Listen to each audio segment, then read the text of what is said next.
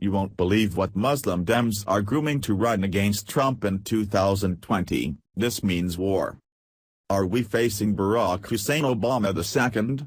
At only 32 years of age, Abdul al-Sayed has announced his candidacy for the governorship of Michigan, making him the youngest person ever to seek that office. Al-Sayed possesses a very impressive resume, including being a Rhodes Scholar, having a master's and PhD from Oxford University, and becoming an MD after graduating from Columbia University. He worked for the city of Detroit under Mayor Mike Duggan and has been credited with cleaning up both the health department and the city's animal control unit.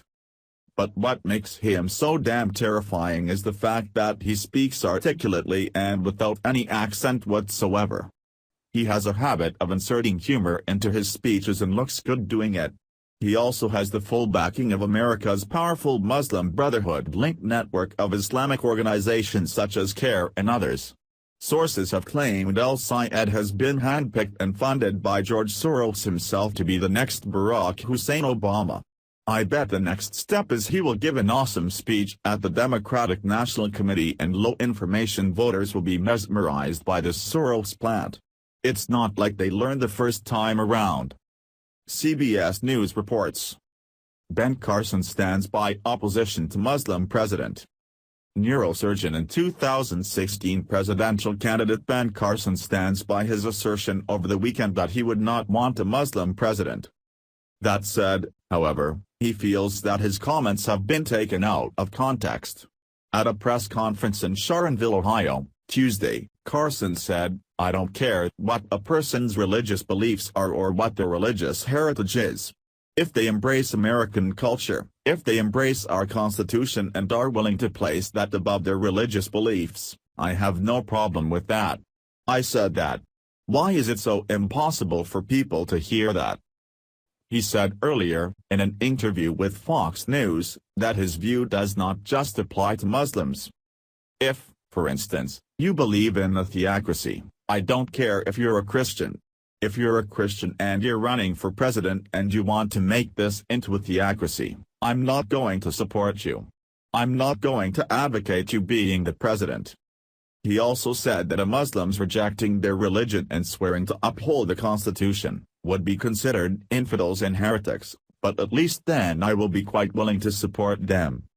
Carson's initial comments that he would not advocate that we put a Muslim in charge of this nation came when Meet the Press moderator Chuck Todd asked him about fellow GOP candidate Donald Trump's silence on President Obama's faith, after a questioner at an event stated that Mr. Obama was a Muslim and also not an American. Asked whether a person's faith should matter, Carson said, "I guess it depends on what that faith is. If it's inconsistent with the values and principles of America, then of course it should matter. But if it fits within the realm of America and consistent with the Constitution, no problem." The Associated Press reported that Carson gained 100,000 new Facebook friends after his comments. People in Iowa particularly are like, "Yeah, we're not going to vote for a Muslim either," his campaign manager, Barry Bennett, told the AP. "I don't mind the hubbub. It's not hurting us, that's for sure."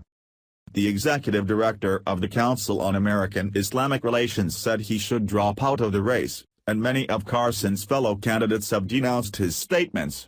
Former Hewlett-Packard CEO Carly Fiorina said, "I think that's just wrong." Senator Lindsey Graham, Republican South Carolina, said the remarks revealed Carson was not ready to be commander-in-chief. "The Constitution specifies there shall be no religious test for public office and I am a constitutionalist," Senator Ted Cruz, Republican Texas, said on Iowa Public Television in response. Even Trump, who let a commenter from the audience call President Obama a Muslim without challenging him, and has no regrets about it, indicated he would likely be open to someone of that faith in the White House. If properly vetted, the proper people properly vetted, going through an election, I think that anybody that is able to win an election will be absolutely fine, he said on Fox News Monday night. There is currently no one running as a Democrat or Republican with at least 1% support who is a Muslim. I agree with Dr. Ben Carson. Although not all Muslims are terrorists, We all know this. Muslims do tend to share morals and values that just aren't compatible with American values of freedom. Sharia law isn't in the best interest of the U.S. nor our population. We freedom-loving Americans just can't stand by as our great nation turns to Sharia. If El Sayed were to reach the presidency, we might as well just find a new place to call home, because the damage that President Obama caused this nation will be considered a day at Disneyland when compared to what a real Muslim, with ties to Soros and the Muslim Brotherhood, will be doing to us. Please share if you agree Michigan needs to wake up. Thanks for watching. Please subscribe Breaking News 365 channel. Goodbye and see you again.